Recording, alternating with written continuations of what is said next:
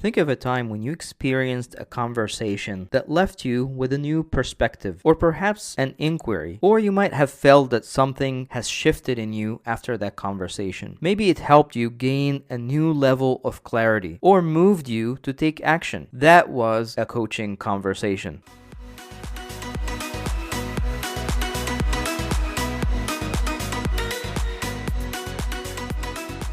Hello and welcome to the Coaching Conversation. This is your host, Salah Al-Laythi, and I'm delighted to have with me today Trevor Timbeck. Trevor and I met in a 10-month coactive leadership program. We've gone through this program together as part of a group, a tribe. I'm excited to have him here. He's a coach, a leader. He's worked in corporate. Really happy to have him today. Trevor, welcome. Thank you. It's wonderful to be here. It's been a while. I know we touched base recently and we came up with this interesting topic around disorienting events specifically that we can learn from. But before we explore the theme that we have in mind, I just want to get to learn about your background, or the audience for this podcast to learn a little bit more about you. What's your story? How did you get to where you are as a coach? And then we can go from there. All right. I'll attempt to give the short version of that. So my background is in computer science and technology, and started off my career there. Went back to school to get my MBA because I wanted to start to move more into the business side of things. Had my own startup for a few years and loved that.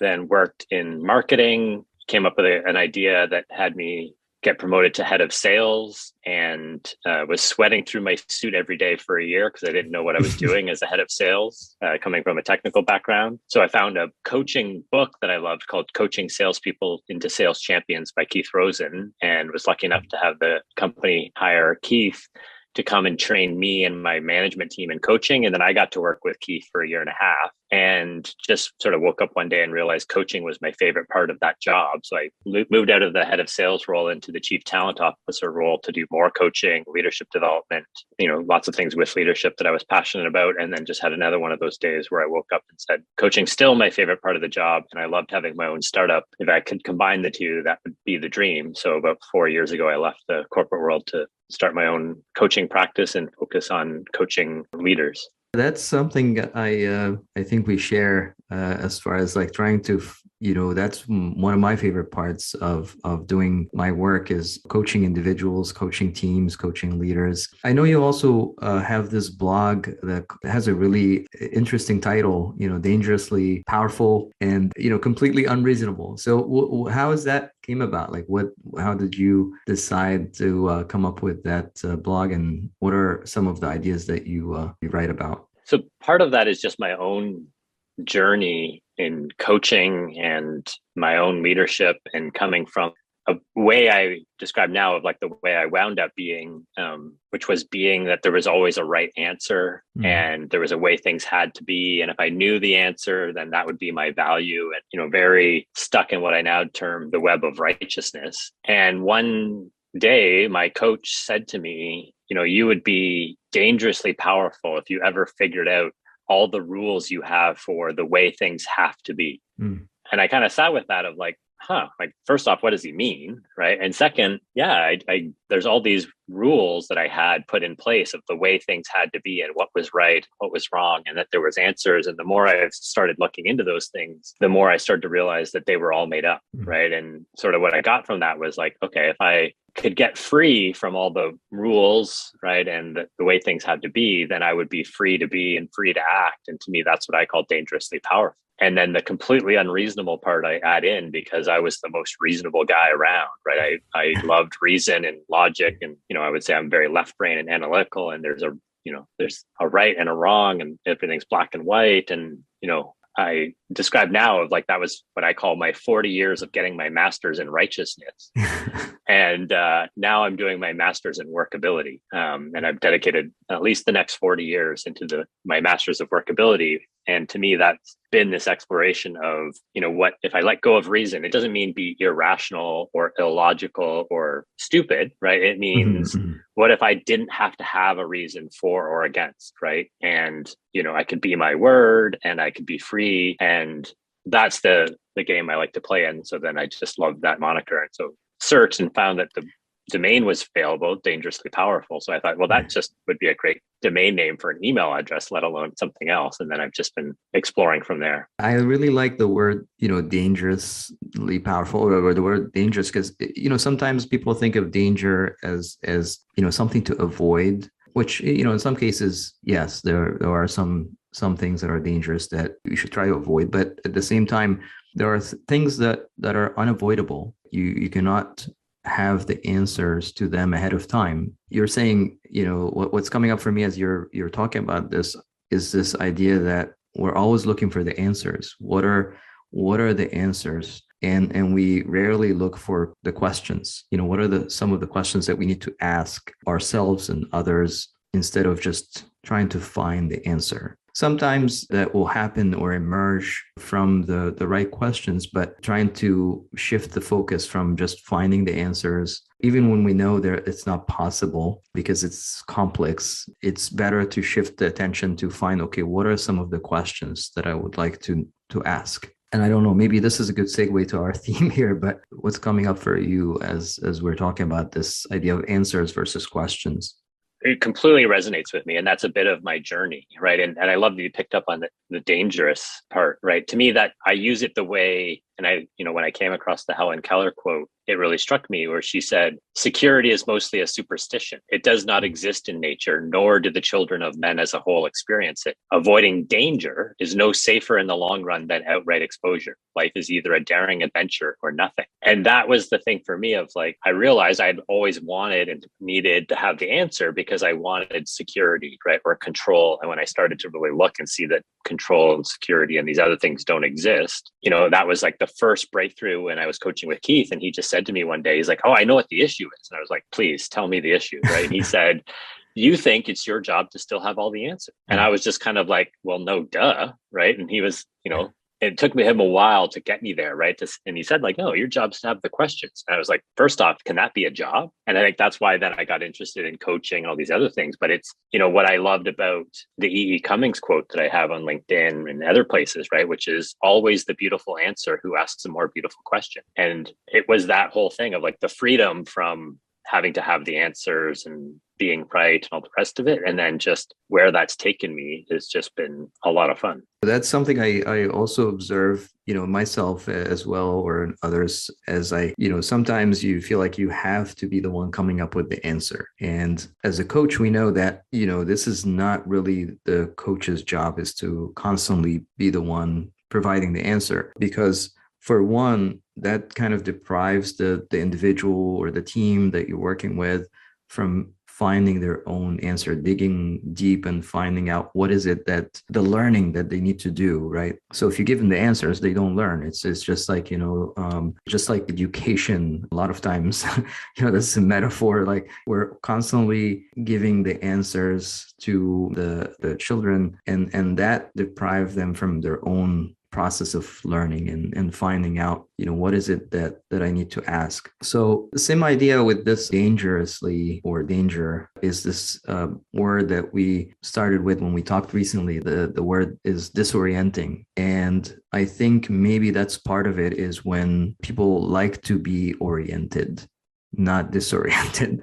We even have as you probably know, in the organizations, they have like, when someone joins the organization, they have like an orientation. Here's an orientation to get them up to speed of, how things are and how we work. What makes this word disorienting uncomfortable? So, yeah, I love the question. And that's what came up for me in our last conversation. Was there's something I think tied to that Helen Keller quote of like, we've got usually disorienting as bad or wrong or uncomfortable or something to be avoided. And to me, that's where a lot of the freedom comes, right? It's like when we can disorient, and not that we need to stay disoriented, right? But when we can disorient from something and then sort of see it freshly, or look again with fresh set of eyes, or explore, right? And I love the whole theme because it came up for me of like the orienteering, right? And map making and all these other things that I started exploring after that conversation. I realized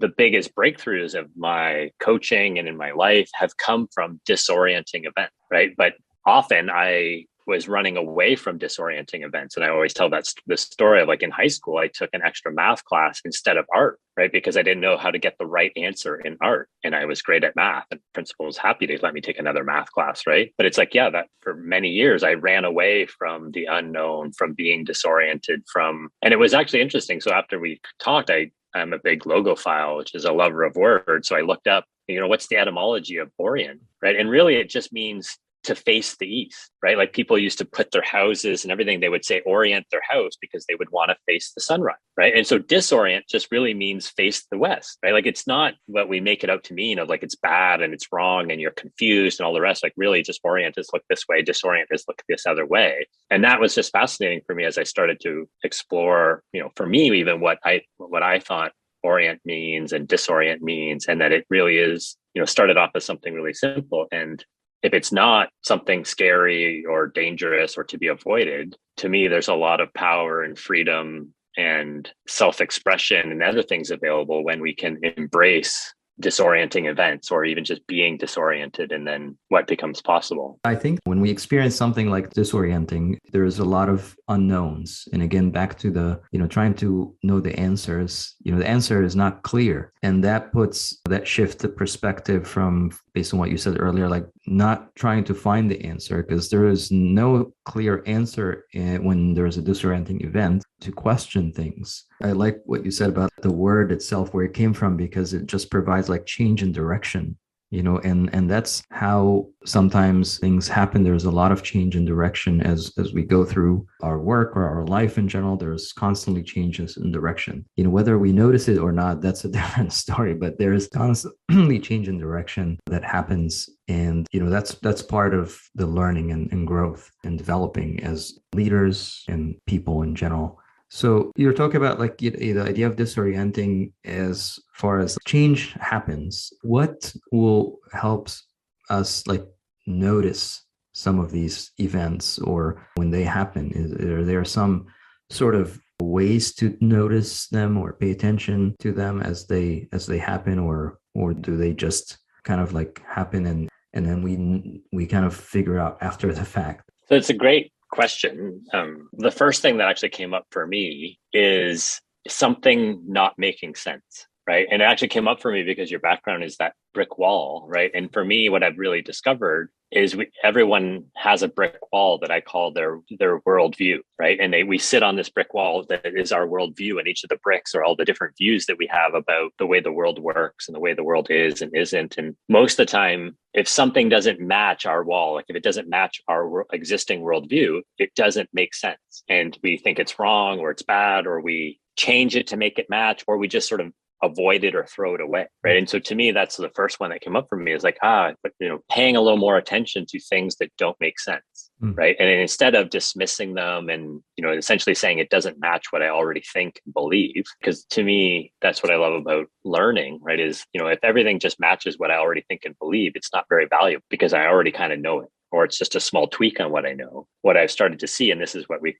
usually call disorienting, are the things that at first either make no sense, or I think like that's dead wrong. Like there's no way it could be that. But then if I'm open to it, to being disoriented and then reorienting to something new, like a new worldview, taking out some of the old bricks from my wall that were handed to me by my teachers or my parents or my culture, I can put that in, right? And so for me, that's been one of the most rewarding and challenging, because there's often there can be discomfort or cognitive dissonance when something doesn't make sense, or it seems like it's wrong, or it's the exact opposite of what I already believe. But now I sort of hold that in this different place, right? And my clients know of like when they say, I don't know, or they say like, I think that's dead wrong or whatever, like I smile, because it's like, okay, now we're going to get into something exciting, right? Like there might be some disorientation here, and then we can create a new possibility. So that's the one that for, first 40 years of my life, I missed because I would just avoid things that don't make sense or rule them out or say like, that's stupid,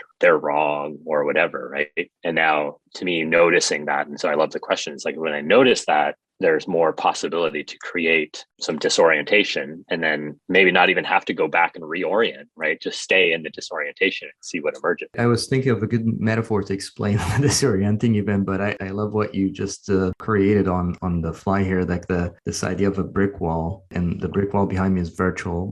But yeah, it's good to, kind of use that as a metaphor of disorienting event. Like we've been building this, like, cementing the bricks of this wall that maybe our worldview or a perspective that we've been holding on to for a long time. And now we want to just question what's possible if we shifted the perspectives. And you're saying sometimes the clients or leaders you coach, they show up to the coaching and they don't know the answer, and they feel like they need to have the answer. And that's probably because of some of the perspective that they've been holding on for a while, is that, okay, I'm the leader and I have to be the one giving the answer, providing the answer, rather than finding the questions to help others bring the answer, and create the space or the environment for people to find their own answer. It's interesting because I've seen this idea of disorienting event, even though we call this because you and I went to the coactive leadership, and that's what they call it. I don't want to ruin the experience for others of what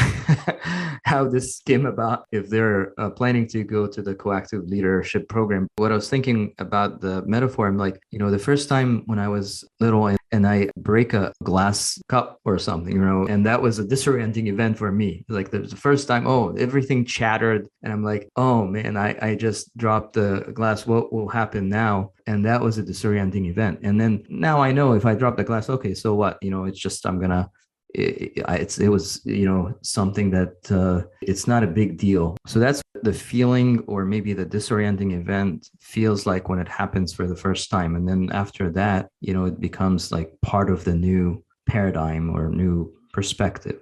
As we are talking about this idea of disorienting event, how do we find ways to learn from them and not exclude them because they don't fit our narrative or our own perspective of how we see things in the world or at work specifically? So we could talk probably for a few hours just on that question. To me, what I love about the examples that you use, right? Because your brick wall is virtual, and so is everybody's brick wall of worldviews is virtual, right? And so often, as I love you use the example of the cup, because I'll often talk about like a Humpty Dumpty moment, right? It's like when you fall off your brick wall and then you might shatter yourself. When we're little, that can be overwhelming. And then we get put back together by other people, and we kind of get shaped into a certain way. And for me, I had a disorienting event when I was like 6. And what I came out of that was like, oh, that happened because I was wrong. And so I just made a vow to myself of like, we'll never be wrong, like always have the answer, right? And that was the result. And now since then, I've had these other disorienting events. And what I now love about disorienting events is I get to put myself back together and choose. And so what I love your question, because to me, it's like, I think the practice is noticing, like using those opportunities to uncover your worldview, because we don't normally see our worldview. I use this other metaphor of it's like if you walked around with a pair of glasses that were tinted yellow, but you didn't know you were wearing them, you and I would get into an argument over the color of snow, right? But if you knew that you had yellow glasses, you would be able to compensate for that, right? And say like, well, actually, I know it's white. It just looks yellow to me right now. To me, these disorienting events are great opportunities, if we can slow down and be with it, to look at like, okay, so what is the worldview or the assumption, or you use the word paradigm, which I love. It's like, well, what's this paradigm that I was operating in that had that be disorienting? Like, and I love the example you used. It's like, well, as a kid, I didn't think that if I dropped it, it would break, right? I had a certain worldview that most of my toys are indestructible. And then when, this shattered, it exposes a worldview that you have, or an assumption you have, or a principle, or whatever word, right? Some paradigm. To me, that's what's the beauty in disorienting events. It's an opportunity to really slow down and try to uncover these things. And why I love coaching is that it can be really hard to do on your own, right? When you're feeling disoriented, or you've had a Humpty Dumpty moment and all the rest, right? To me, I find it really helpful. And in my own life, it's been helpful to have a guide or a coach or a partner or someone to co-create with, who can help me when I am disoriented. And now that I've done it more, I can be with the disorientation and get excited about my own and other people's disorientation. But that definitely wasn't how it was for me in the beginning. And that's why I just love to do the work that I do, is like I get to be with people when they're disoriented, right? And get excited about it and now my clients know, but in the beginning they find it strange that I'm excited that they're disoriented, right? But it is this wonderful opportunity to sort of see that worldview, right? See those perceptions, those assumptions, those rules, right? And this is back to the beginning when my coach said to me, like, you would be dangerous and powerful if you could ever see and figure out all the rules you have, all the worldviews you have, all the paradigms you have for the way the world's got to be. And if I could see them all and know it isn't how the world has to be, I could be free of all that. I've seen that same concept in other work as well. I'm familiar with Virginia Steer, a model of change, and she described like something called a foreign element. When something new is introduced, there is this sort of like chaos, and it's similar to this idea of disorienting event. Is there's this discomfort, something new happened. An example of a disorienting event, I know this is probably like a large scale disorienting event, is COVID. When COVID happened, there was a lot of disorientation with companies trying to figure out how to work differently, different setting, how to collaborate, how to come together, whether on video or on phone. And now there is another disorienting event coming back from that and trying to reintegrate. That could be another disorienting event. People coming back after 2 years of just working in remote settings, and now they're coming back and they're trying to collaborate or safely come together again in the same space. So seems to be this idea of disorienting events are happening all around us. We just sometimes don't call them disorienting event, or we don't really step back as you've done and I've done, in terms of like, okay, where's that discomfort coming from? And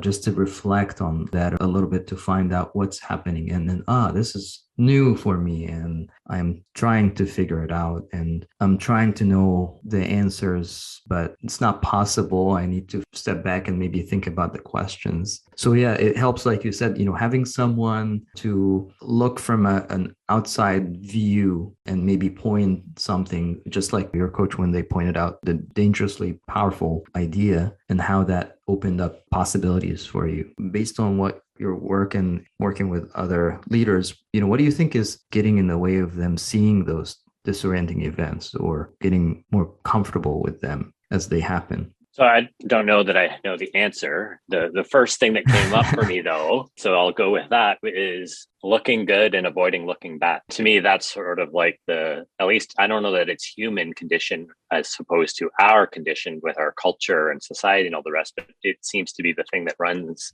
everybody until they recognize it, is like we all want to look good and avoid looking bad. However we all get to define it differently. And there's a great quote from Jonathan Raymond in his book where he said, you don't get to grow and look good at the same time. Right. And so that's one of those things, right? It's like, well, disorienting, I don't know, maybe I'll look bad or I'll see some things. And, that to me is why like kids can do anything. If you ask a kid, like, can you sing a song or write a story or draw a picture? They just instantly say yes. Right. But if you go up to any adult and say, could you sing a song or write a story or draw a picture?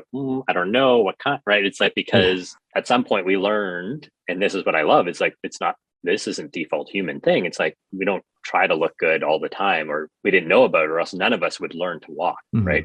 If we had to like today learn to walk, but the number of times we would make mistakes and fall down, like none of us would learn to walk, right? And so to me, I do think that's part of it, which is where it can be helpful to have someone else with you and a place that's, confidential to explore and safe to make mistakes and try things out, because until we can sort of feel safe or comfortable, or at least let go of the need to look good and avoid looking bad, we are usually prohibited from even slowing down to look at the disorienting event or be with the disorienting event long enough, right? That's the other part that it takes, is being with it versus normally we want to fix it. We want to solve it. We want to get the quick answer. We want the 5-step prescription on what to do, right? That tends to just cover it up and hide it. But it does take this courage and acceptance and willingness to sort of set aside the looking good and avoiding looking bad and really explore. I love that quote. We don't look good and grow at the same time.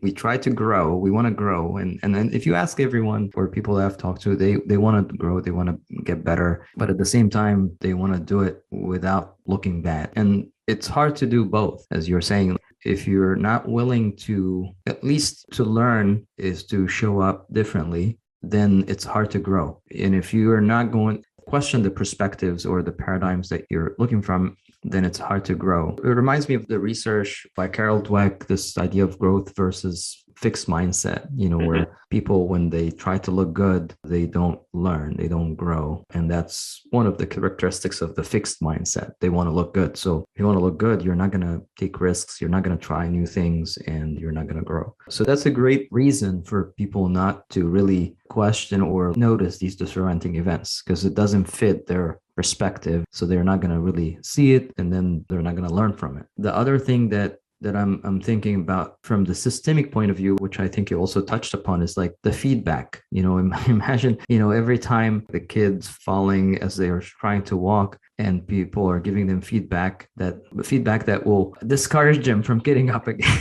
I know it's funny, but can't imagine, like, every time they fall, they give them a feedback that would discourage them from getting up. I don't think they will try to walk, but the thing is about kids, they don't really care for the feedback. They don't understand it at this point, but adults do. So if the system is providing this sort of feedback every time they do something and they don't look good, or they fail, quote unquote fail, then most likely they're not going to do it again. I think it's huge. I forget who said it, but there's a quote that I love. And he essentially said, if we all learned to walk and talk the way we learned to read and write, we would all have a stutter and walk with a limp.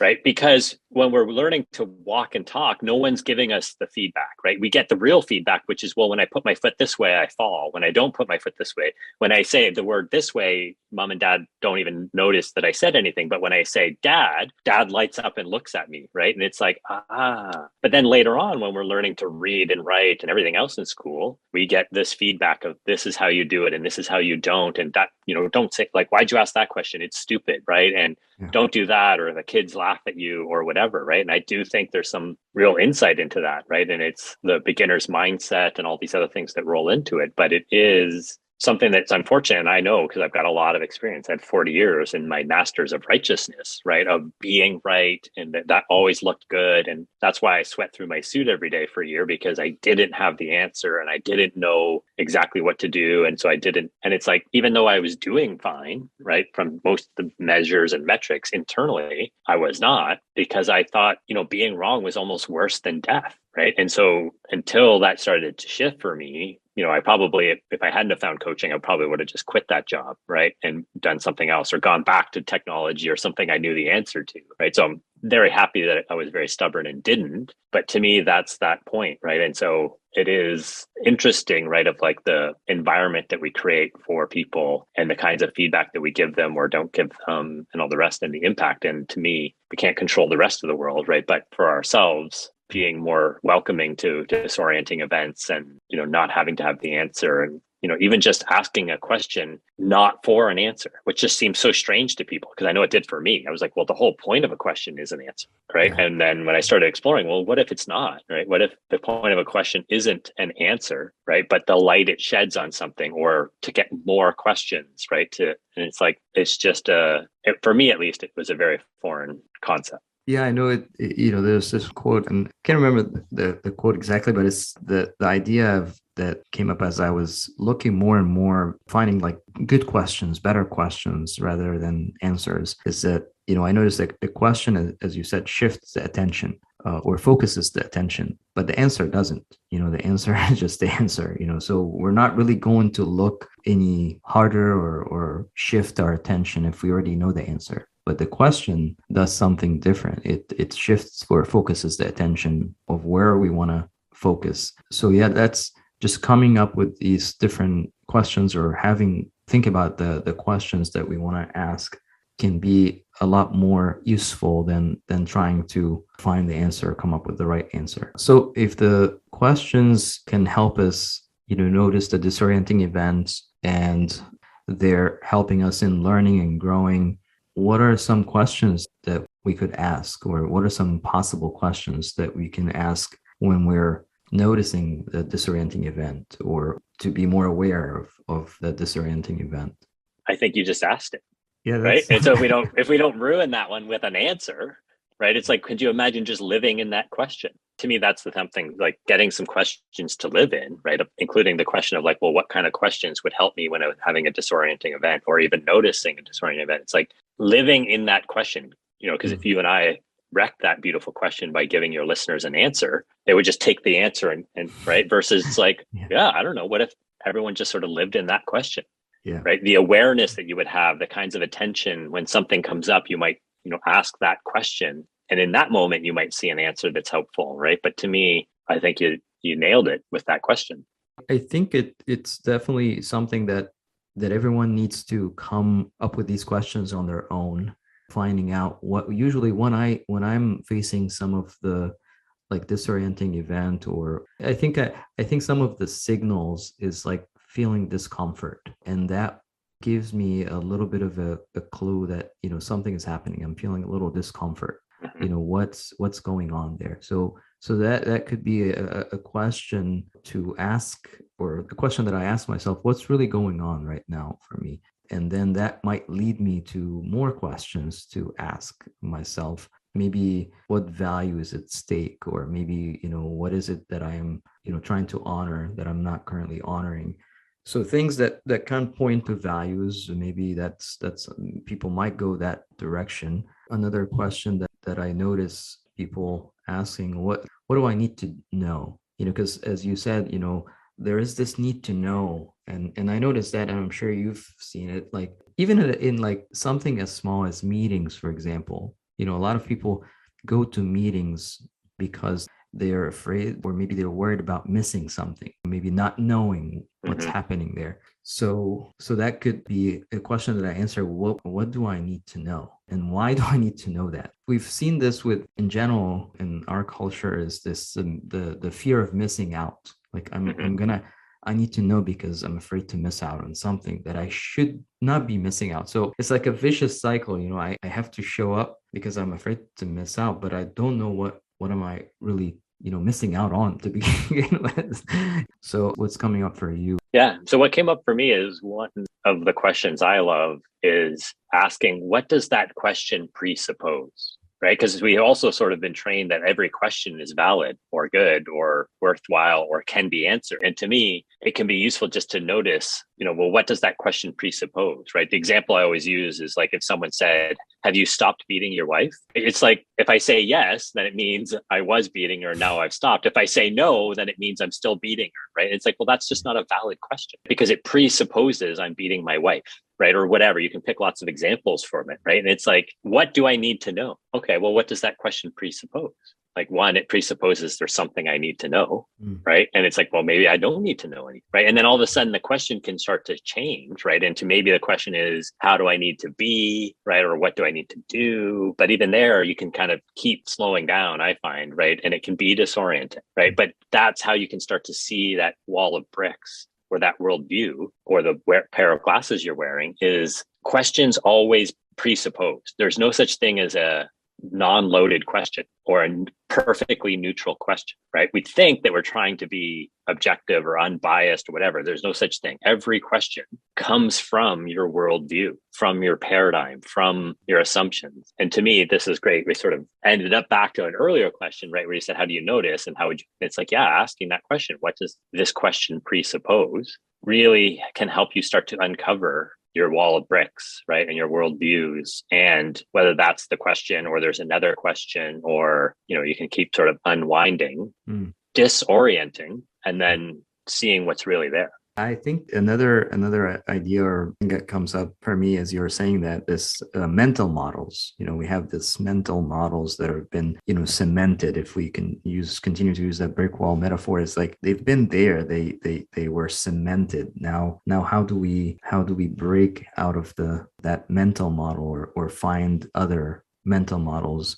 And it doesn't have to fit a specific container, because again, looking at things from one mental model might not match other mental models. So we have to have like several maybe mental models to just accommodate, which is the question they ask, what does this question presuppose, is sort of like here, like a leading question, like says, as if you're in a court room or something, they lead you to something, so it's presuppose. Like I know in coaching we learn closed-ended questions are bad, open-ended questions are good.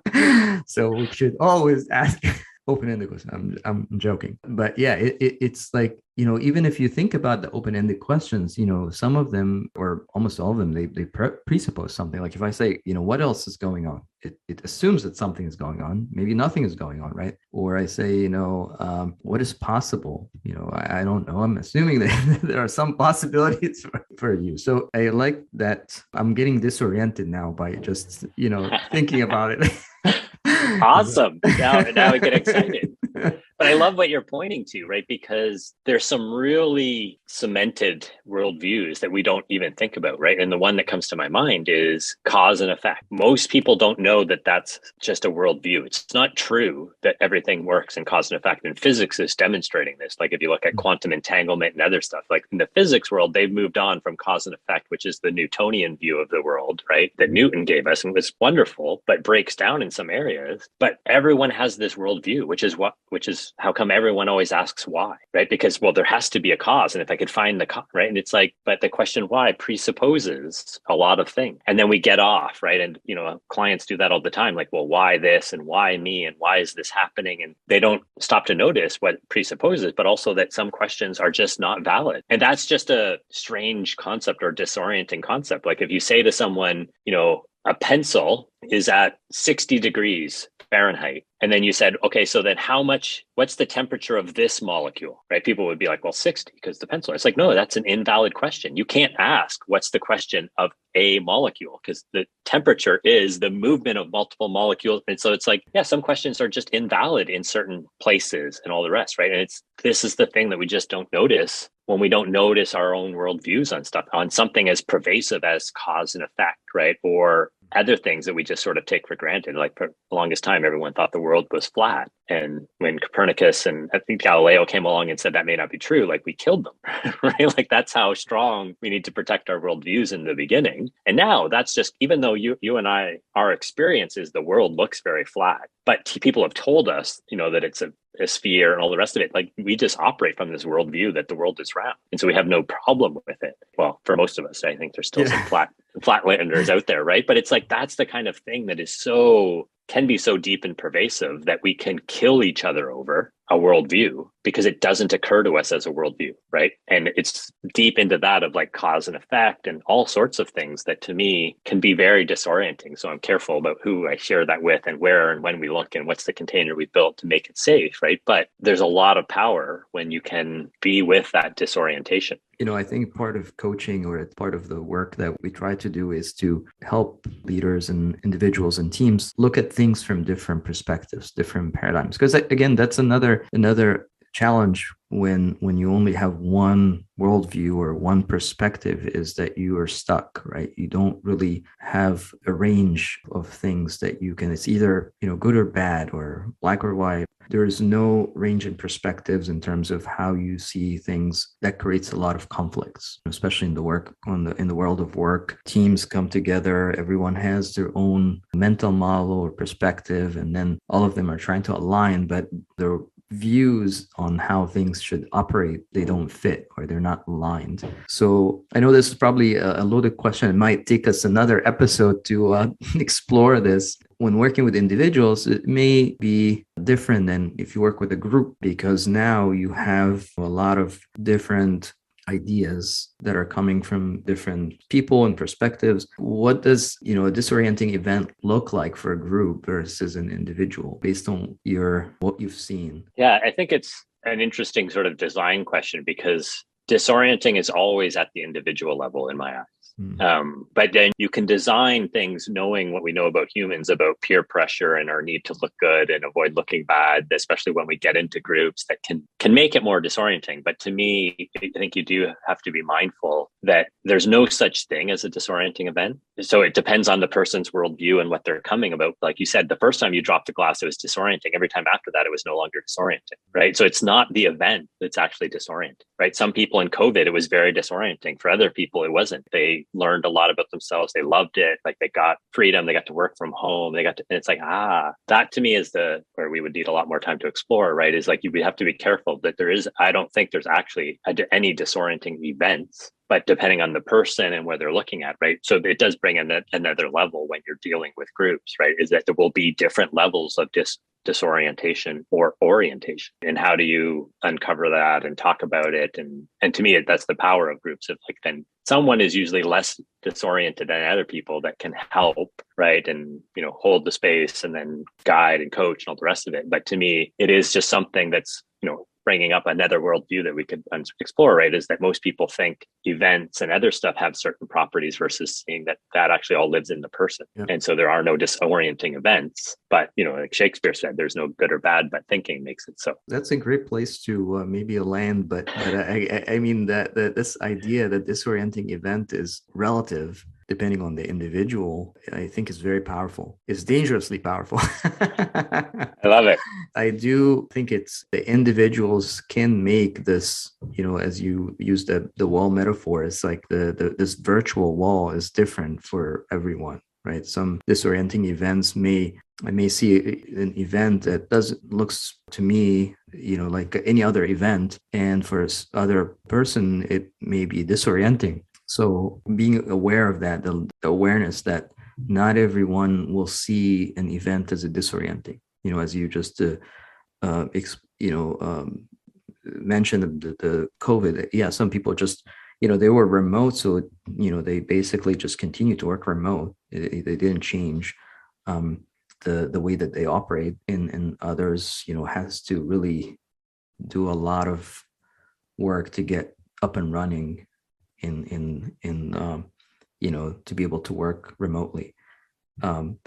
So that's a good takeaway that, disorienting events at the end of the day, disorienting events or a disorienting event is relative, just like, it depends on the individual. What are some other takeaways or anything that you want to leave us with before we wrap up? Are there any other pointers or things that you would like to share? Nothing's coming up. I think I love the conversation, so I appreciate that. I think we covered a lot of ground and came up with some beautiful questions. So I won't ruin any of them with answers, but I think those are some questions to live with and explore. Absolutely. I mean, there are a lot of different takeaways that I'm going to have to go back and listen to this and, unpack some nuggets that we came up with or that you mentioned in the conversation. And hopefully I can find some disorienting questions to ask so that I can learn and grow. But I appreciate your time, Trevor. I really am happy to see you and talk to you. And